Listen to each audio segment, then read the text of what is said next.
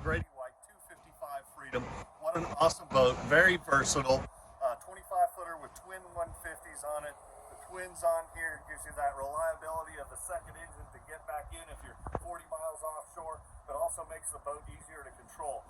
One thing you'll always notice about Grady-White boats is how they're so overbuilt, and you see that as soon as you walk on board this boat.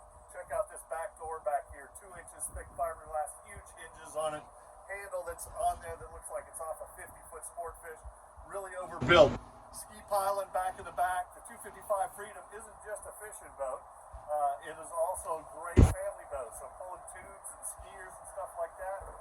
But if you don't want that in there, this big heavy piece of stainless steel just comes out of there, and then you've cleared for fishing rope.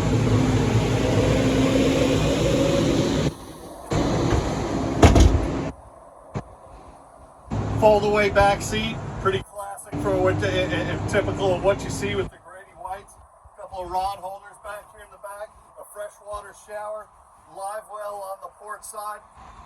As we make our way forward, check out the captain's chair on this boat with the armrests on here that flip up. Again, this is a kind of a seat that you'd see off a 50, 60-foot sport fish, not on a little 25-foot dual console. Again, overbuilt, beautiful, luxury, heavy duty. This boat screams all of that. Port side on the 255, you've got a marine head, nice wood floor down below, storage down in there, little mirror, plenty of space to flush mount your electronics on the dash. Anchor windlass. Look at the size of the anchor roller on the front of this boat. Again, that's, I see center consoles that are out there 35, 38 feet out there that don't have anchoring hardware that's heavy, that is that heavy duty.